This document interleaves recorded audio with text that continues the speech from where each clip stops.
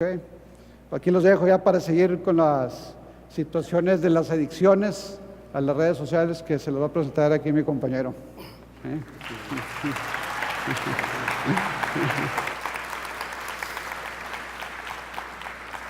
Pues muy buenas tardes a todas y todos. Muchas gracias por permanecer y vamos a continuar con el tema, por favor. Corremos el video, por favor.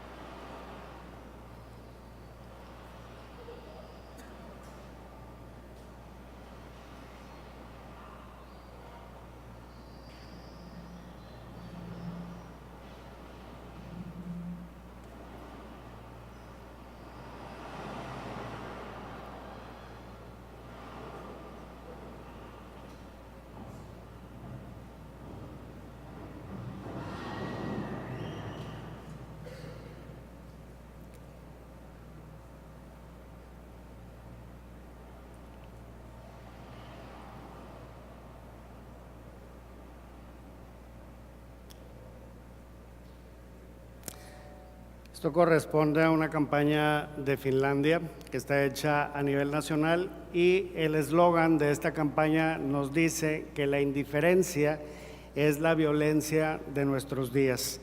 Y ahorita vamos a abundar más en esta cuestión. Hay un tema del que se ha estado hablando parte de la tarde y que es la ansiedad. Hay que distinguir primariamente lo que es una ansiedad normal, una ansiedad que hasta cierto punto es necesaria porque nos permite cierta movilidad, nos permite anticiparnos ante situaciones potencialmente riesgosas, nos permite tomar conductas preventivas, también nos permite hacer planes para resolver determinadas situaciones. ¿Cuándo se transforma en patológica?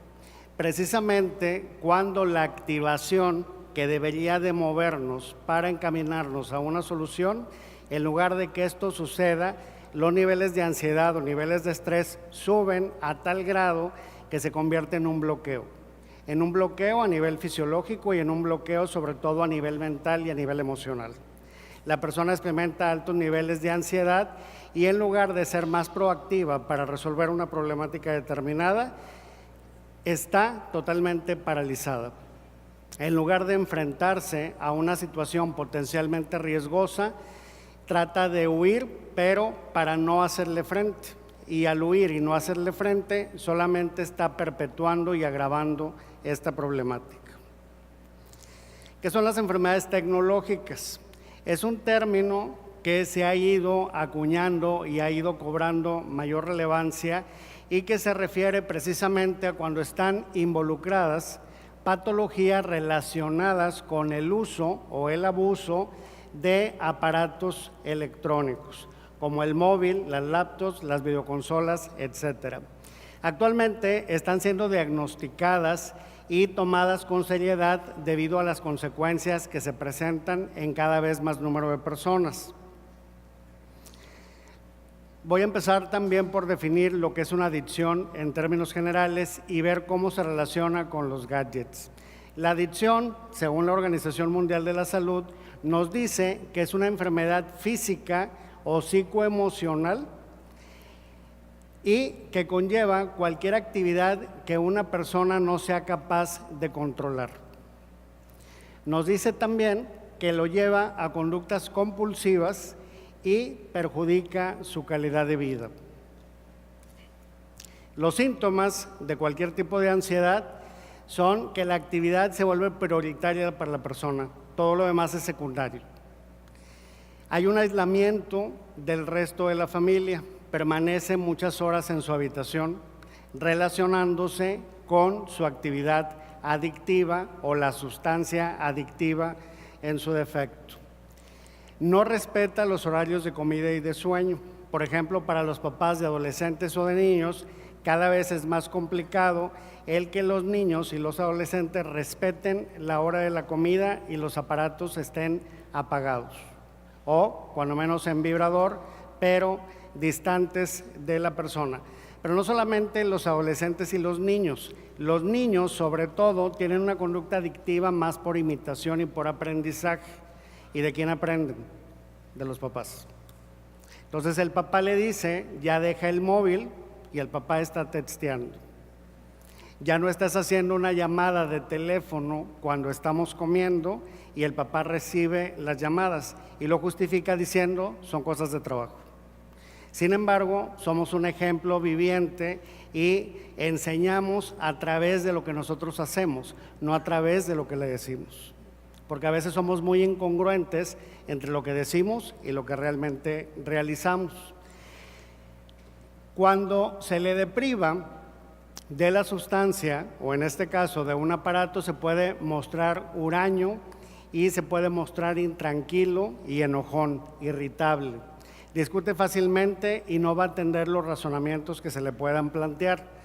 Miente para justificarse o para tapar algunas de las conductas. Usualmente empieza a mentir sobre el tiempo que permanece conectado al móvil, a la tablet, a la consola de videojuegos, etc. Los comportamientos que tiene es que se vuelven obsesivos. Hay una conducta que tiende a ser repetitiva. Están más nerviosos también y se presenta altos niveles de ansiedad. Entre más tiempo pasa, se cronifica la actividad, mayor es la ansiedad que van a presentar. Lo único que logra tranquilizar a la persona es la realización de la conducta. El llevar a cabo la conducta adictiva es lo que nos tranquiliza. Dejan su vida cotidiana para satisfacer la adicción e incluso se descuidan las áreas personales. También, como ya mencioné antes, hay irritabilidad al no realizar la conducta y una característica básica es la no conciencia del problema, la no conciencia de enfermedad. Usualmente las primeras personas en darse cuenta de que tenemos un problema con una determinada conducta, una determinada área, es la familia, la gente que está más cercana a nosotros. Y nos empiezan a decir que pasamos muchas horas en los videojuegos o que pasamos muchas horas utilizando la tablet, que pasamos muchas horas utilizando el móvil. Y la primera reacción de la persona adicta es negar esto. Empieza a justificarse y a decir que en realidad no fueron 4 horas, que solamente fueron 3 o fueron 2, ¿sí? Inclusive se esconde para realizar este tipo de actividades. La adicción a los gadgets también, esto se debe a que ya no sirve un teléfono solo para llamar, sino que se ha convertido en una especie de puente entre lo que es mi vida personal y el resto del mundo. Me permanezco hiperconectado a través de una movilidad celular, en este caso, y evito la conexión interpersonal. Representa además el celular, por ejemplo, un objeto atractivo de por sí, como un complemento de moda, sobre todo para los que se denominan early adopters, los que tienen que tenerlo todo antes que nadie. Están esperando que salga el nuevo modelo, inclusive viajan, lo piden por vía electrónica y desde semanas previas a que el nuevo modelo se lance, ya son los primeros en tenerlo y esta moda, esta satisfacción es muy pasajera. Después empiezan a buscar alguna otra actividad, algún otro modelo, algo que los siga satisfaciendo y hay una sensación de vacío. Una sensación de vacío, de tristeza, de intranquilidad, totalmente de insatisfacción, lo cual va a generar mayores grados de ansiedad y mayores grados de depresión. Hay terminología que habla de tecnófobos, tecnoestresados y los tecnoadictos. La adicción a la tecnología no es aún una enfermedad psiquiátrica como tal, no está clasificada, pero ya no tarda. Provoca graves problemas a cada vez más personas. De acuerdo a lo que Estefan nos comentó, si hay 70 millones de cibernautas, tenemos que de esos 70 millones, aproximadamente entre 40 y 45 millones, van a tener algún tipo de problemática. Un estudio de la Universidad de Stanford nos dice, por ejemplo, que contestar un correo electrónico, ver un video de YouTube, textear, recibir una llamada, 2 mensajes de Twitter, es decir, considerarse una persona multitarea, esto no es saludable. ¿Por qué? Porque como consecuencia han encontrado que estas personas van a tener más dificultades para discernir lo esencial de lo secundario, lo que realmente importa de lo superfluo. También van a tener problemas, menor capacidad de retención y más dificultad precisamente, y esto es paradójico, para cambiar de una tarea a la otra. La tecnología nos hace más rápidos también y sobre todo los más jóvenes más listos en ciertas áreas, en cierto tipo de habilidades o de inteligencias. Sin embargo, la tendencia a permanecer hiperconectados en la red durante la vida cotidiana tiene la posibilidad de crear adicciones. El tecnoestrés, ¿qué es?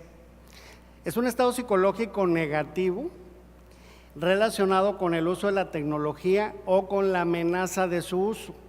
Estas personas no aman los gadgets, al contrario, los gadgets pueden representar un grave problema que les genera ansiedad y tratan de rehuir todo lo que huela a tecnología.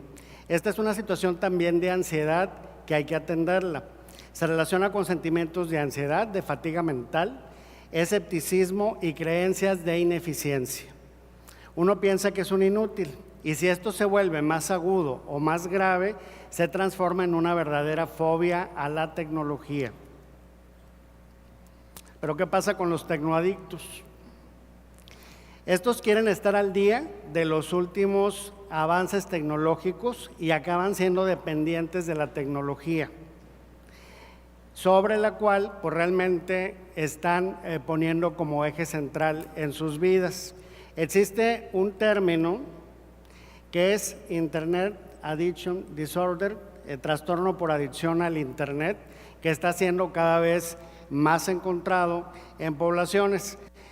Nuevamente, un estudio de la Universidad de Stanford, los alumnos de esta universidad, el 35% se consideraban al momento de la evaluación ya tecnoadictos. Sin embargo, había otro 32% adicional que consideraba que en algún punto lo iba a hacer también. Entonces estamos hablando del 67% del total del alumnado de esta universidad. Un término que no tiene traducción al español, el fobbing, ¿sí? Este término apareció en el 2007 junto con el iPhone. Fue el lanzamiento del iPhone y semanas después empezó a aparecer este término. Y lo que significa es que hay un menosprecio a las personas que nos rodean. Es una situación también de indiferencia a la persona con la que estoy y esto es una forma sutil de violencia o de maltrato. La indiferencia hacia los seres queridos, hacia los seres cercanos, es otra forma de violencia.